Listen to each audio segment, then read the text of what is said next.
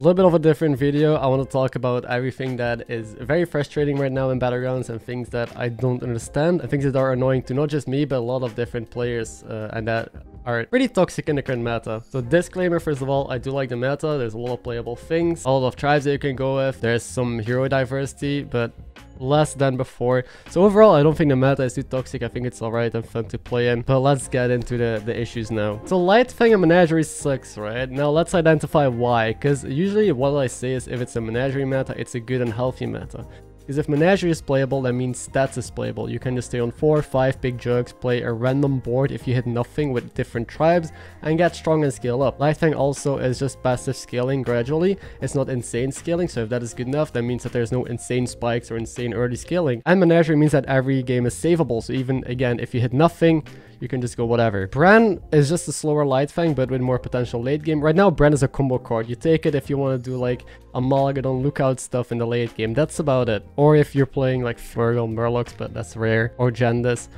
So those cards are bad right now early on. Reason being, first of all, Greasebot. If you compare Light Fang with Greasebot, Greasebot is literally just better and it's on tier 4. It's better because it buffs any Divine Shield cards. Light Fang doesn't. You need to find a Divine Shield card for every tribe, which is super hard. Again, it's tier 4. It's a mech itself, so you can module Greasebot if you don't have too many Divine Shields already. You can play it on a full mech board. You don't need to buy shitty tribes just to get extra value. And full mechs is stronger than Menagerie because it has synergies with resets, with mech rolls. It has just too much going for it, even like late game Omega Buster. And stat-wise, you give +2/+1 to a Divine Shield card, and the Divine Shield can be regained if it's like a Deflectable or something. So even more, you can get +4/+2 on a card. So if you add up the stats, Greasebots always almost get you more stats anyway than a Light Fang would. So it's just ridiculous that they made a better Light Fang for Divine Shield cards or mechs on tier 4. Then we have Green Thumb, a tier 3 card that can almost outscale Light Fang. It's insane. So Green Thumb gives +2/+1 to adjacent cards, so it gives +4/+2 if it triggers once. Triggers twice, it's gonna be +8/+4. So 8/4 if it triggers twice. Now Light Fang on like usually has 3 different tribes on the board.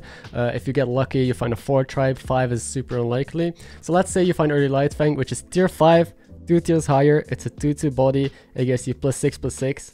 +6/+6, +8/+4, pretty much the same deal, right? And Green Thumb, if you get lucky, you could even trigger it 3 times. So yeah, I think it's pretty clear that Green Thumb is almost like also a better Light Fang. Tier 3, by the way. And Gem Splitter, it's a card that also put in here because if you have a lot of Divine Shields, again, it's gonna give you stats or at least gems. And Gem Splitter is great. Like you can find Agam and then it's also better than the Light Fang. You can find Shaker, it's insane tempo. You can put the stats onto stuff. It has synergies. So there's just so many cards if you compare them to Light Fang that are strictly better on lower tiers like tier 3 and 4. I mean, no shit that Light Fang doesn't work. Next point is tokens. I mean, I think there's an issue that keeps going up. Tokens are too good. It gives too much economy to some heroes early on, meaning they can power level, they can buy way more cards than others, get triples a lot easier. It's just stupid. Now, I would say that the main offender is Murloc Tidehunter because it's a 2/1 body and a 1/1, meaning it trades a lot better with stuff like Acolyte of Cthulhu. It actually is like decent stats, while Selemental is only a 2/2. While Swabby isn't really a token, but it saves 1 gold, it's nice design. Same with Tabby Cat, it's only 2 1/1s, so it still loses against most things. So for those cards, you sacrifice health.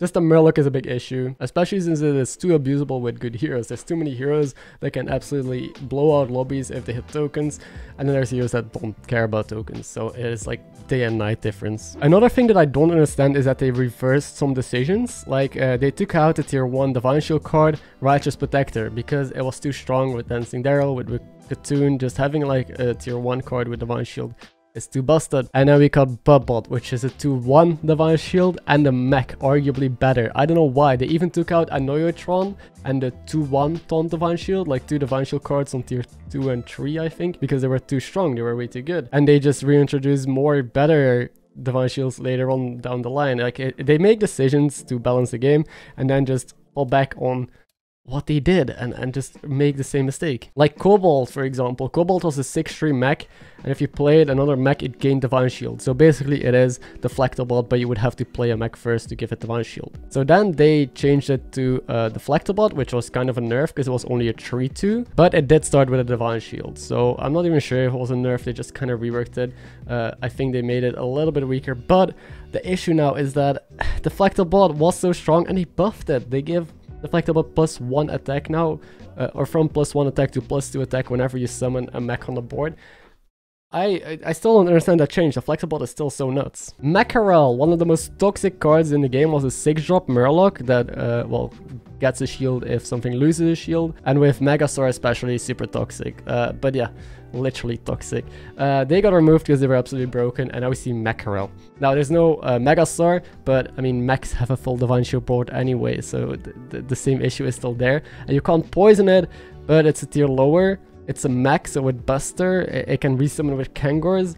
It has so many, like, I don't understand why they took out Mackerel and then reintroduced a new Mackerel basically with the same effect, maybe even arguably better. Anyway, so there's decisions that they made in the past that they seem to completely ignore and then do the stuff that they nerfed anyway, which I don't see the point of. So what else? The Minion Rework refresh was overall good, but it made some cards worse again, like tier 6 scaling, for example Caligos, you don't see it too often.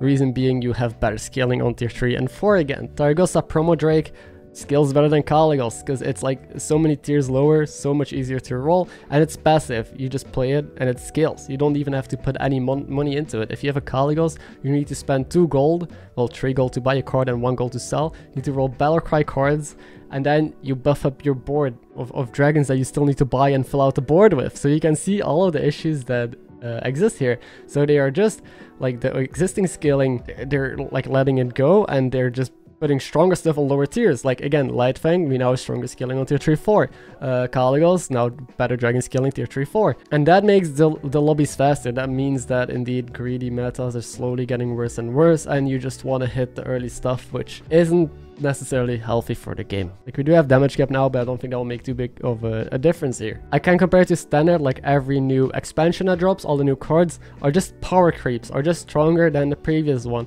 There's so many jokes I've seen on Twitter of like a card from recent expansion compared to an old card that is literally just better in stats, better in effect, mana cost, whatever. So they keep just power creeping up and up and up, and the same is happening with Battlegrounds. It's kind of hilarious if you look back at like the meta from a year ago, the cards and the heroes, and how things change and change, because a lot of heroes that have been in the game for a while right now don't see that much play anymore. They're weak. Like Yogg, Galtas, they were all strong heroes, now don't see play. They can't keep up with the power level of the high roll heroes. Same with cards, that's why the refresh was necessary, and the refresh made everything stronger and on lower tiers, so obviously the slower scaling is gonna fall off. I don't like that they just keep on power and power creeping things. I think they should just have a baseline and stick with that, but I guess that's just how design goes. To keep things exciting and new and refreshing, they just gotta keep up the level and level. Another example, we now have Dazzling Light spawn, so it's a Nomi on tier 4, and arguably better because you don't have to buy and sell elementals the entire turn, which for some heroes isn't consistent, isn't good, only if you're like Millhouse,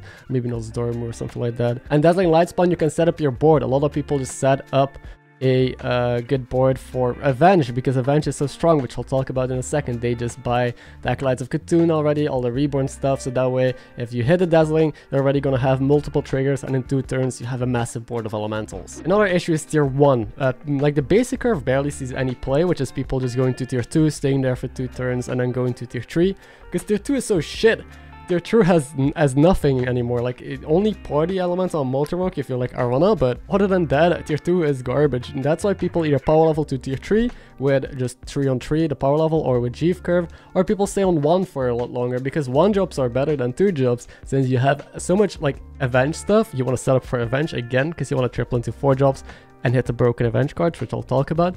You have like Mummy, which is an amazing mech, gives attack, it's Reborn. It's just great. Acolyte of Cthulhu, it's a taunt with Reborn, it's super consistent. Icky Imp is actually good, it summons 2 more tokens, so even you can like go into a juggler build mid game. There's so much strong stuff that is good with Avenge and are good pairs that is just too consistent to stay down and then hit triples with those cards. Another comparison I want to make, and I made on Twitter, is about Nat Pagel. So Nat Pagel at first, when it attacked and killed something, it summoned a chest. and if that chest died, it would summon a random golden card. So you can see how toxic this is, right? Like NetPegel had to kill something, I think, and then summons a chest and then a golden random card, and that could be a golden one drop or a golden both. I think the most famous clip from me from like 2 years ago or something like that was that.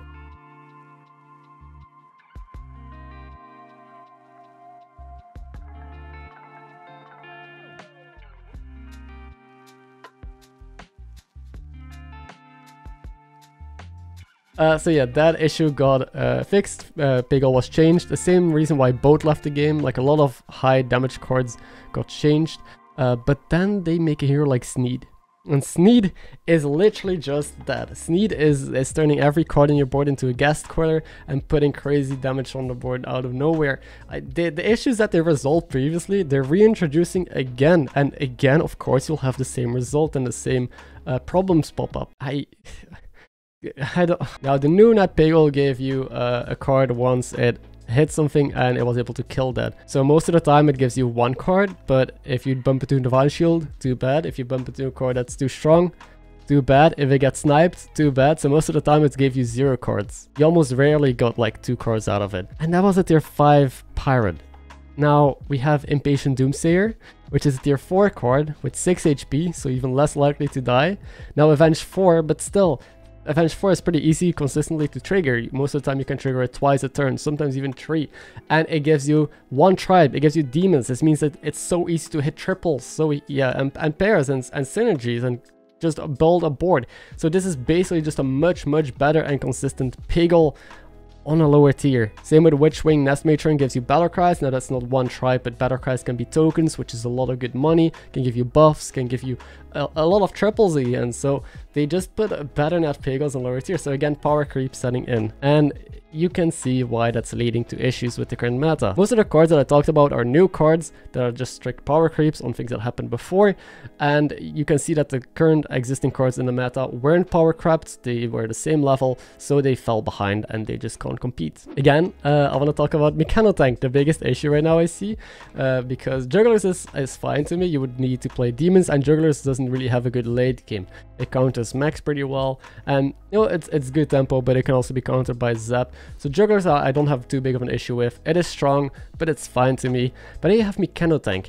You don't need to play Demons with that. Demons kind of suck later on, right? Unless you hit tier 6 skilling, but then you don't want Jugglers. Mechanotank is a mech. Mechs have a million different ways that you can play. You can go with Omega Buster Mechanotank comp. You can transition from it into a Divine Shield comp with Greasebots, Mackerels. Like, you can go so many different ways with Mechanotank. You can even play a random shitty board like a Juggler board, but with Reborn Taunts, with neutrals, with different tribes. Doesn't matter what your board looks like. Mechanotank gets value. It's accessible to everyone. Like, that's the issue for me, that it is too strong, too flexible. I think there needs to be a drawback to things like that. Like, you can easily transition from this into a late game, while Jugglers need some more smart plays if you want to do that. That is why it's so toxic to me. It has nothing to do with the fact that, oh, I hate tempo on 4, I don't think people should stabilize. No, it's good.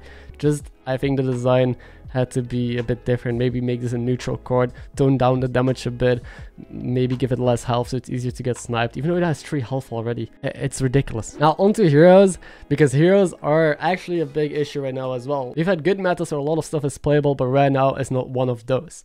Because again, I just want to start comparing some heroes. Yogg used to be good, but now you have Xyrella. Yogg is a random card for 2 gold.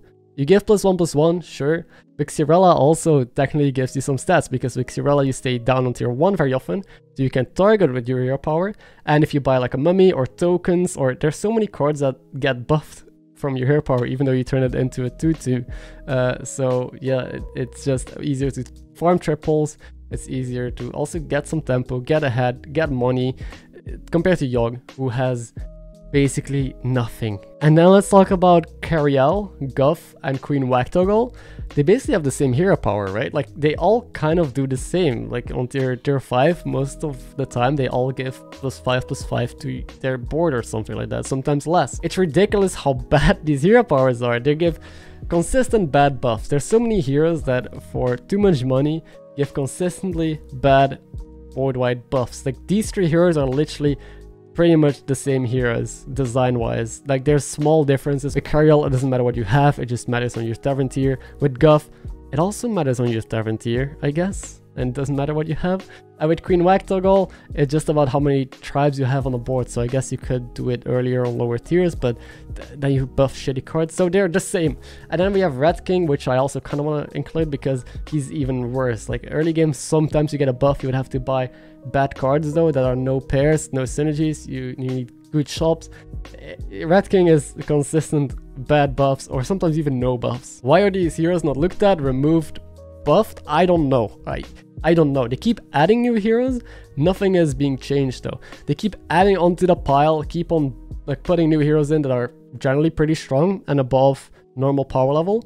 So all the bad heroes keep on being like dragged down and are still in the pool. So it feels really bad, and it happens often that you have a game with just being offered bad heroes and the lobby has always like a couple good heroes and they just win most of the times. You can't really compete with it because the others in the lobby were forced to play a bad hero. So they either gotta trim down the hero pool so that way it feels a little bit less bad if you only get offered bad heroes. Most of the time there will be some playable stuff, or just have some buffs and nerfs to the heroes. Diablo as well, it was like an entire event, a big deal, but I see barely people play it. It's also, I'm gonna be honest, not really a super fun concept in most lobbies, because you know that you just lose on turn 4 because they have an extra 5/5 on the board, lose on turn 8 because they have another 10/10 on the board. The spells don't matter. Like, I play as if there's no Diablo. I don't care about winning or losing those fights. The spells, they don't have a big enough impact on the game for me. Yeah, I wish the design was a bit different, but hey, it is what it is. We'll have to move on. And but the reason I say this is because I know I'm not alone. I don't just want to shit on Diablo, but I feel like the majority of people and community feel like this event was a little bit of a letdown just because Diablo ended up not being, I guess, what they envisioned. Like, the power level is too low, and now the power level is still too low, but he does just win 2 or 3 turns a game because of his hero power. It just changes the dynamic of the lobbies in a way that you can't really play around or do anything against. Anyway, now Elise, like, why is Elise still in the game? It's a discover for 3 gold. A 3 gold discover. We have Galewing and Cookie who discover for 0 gold, completely free, and you can discover from your tavern tier with Galewing. You can discover from like tribes that you choose with Cookie. Elise, you discover from the tavern tier that you just level to for 3 gold. What? Sure, you can do it in the same turn as your level. But no. I'm just gonna mention Janus, Hookdusk, and Shadowwalk. Those are the strongest heroes, have been for a while. Not being looked at probably because their win rate in lower ranks isn't that high because people haven't optimized them yet. But people in high ranks have been crying out about these heroes for months. Keeps falling on deaf ears. It seems like this keeps getting ignored.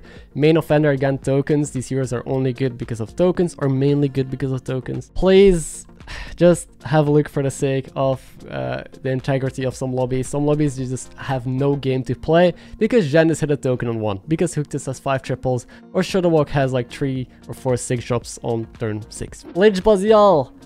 Oh, 2 damage for 1 gold. Hello, we have Lord Barrow who can literally generate more gold without having to take damage. We have Cirilla who always gets an extra gold every turn if you hear power early on without taking damage. The design on Lich is cool, but it's just not worth it. No one is going to take 2 damage, especially with how fast lobbies are, just for a single coin, because there's a lot of heroes that get more money. Like, look at Gallywix. You get so much money later on. So let's talk about Gallywix then. Nice transition. In the late game, you can have plus 20 gold compared to everyone else. Now, Gallywix is a cool hero because you don't really have much of an early game, but have an insane late game. But if you think about it, a hero that has like 20 or 30 more gold late game, if you play elementals or pirates or dragons and you just cycle a lot, is busted. Now, Gallywix is not broken by any means. I just think the design is pretty odd that you give people like 2 or 3 times as much gold late game as other players, while you have Lich. Like, I'm also gonna mention Curator as the last hero I'll talk about. There's a lot of bad heroes that I could mention, but I'll only touch the ones that I just can objectively compare to others and clearly point out why they are bad. But Curator, an extra 2/2. Really, like Cirilla can just get an extra 2/2 with the hero power most of the time early game. You have multiple extra 2/2s. Now, I guess the big upside is that it is a tribeless minion, or it has every tribe, just like a Mulligadon, but nobody cares. Most of the time you just die an extra 2/2 amalgam, doesn't matter. You need like Murlocs and Max in lobby for it to even be somewhat useful, so you can module and poison it. But even then, you just play a hero that gets a couple amalgadons, right? Like, if that is your only hero power, having an extra 2/2, you're pretty screwed. The fact that it has every tribe doesn't really matter right now, because also Menagerie is not a great spot, as we pointed out. So closing thoughts, I think instead of keep on adding new content and new strong cards, I think it would be helpful and healthy for the game if we would step back and take a look at what's already existing right now and tweak it and adjust it according. Remove heroes, like nerf heroes, buff heroes, existing cards like Menagerie or like dragons. What direction do we go in? Like, do we nerf and buff those cards? If I would be on the design team, I think that's what I would do instead of look for new heroes to add. Because all that can happen is that the game breaks more because of strong stuff happening and being added. And that leads to very polarizing matchups and overall just a very one-sided game and lobbies. So, do you agree with me or not? Let me know down below. If you enjoyed, don't forget to subscribe if you're new here. I just wanted to make this video because I think I haven't, like, people complain about this a lot on Twitter and everywhere, but no one, like, actually explained everything that's wrong. So this is what I think is wrong. Maybe there's more things I would love to hear again down below. Thank you for watching, and I'll see you in the next upload.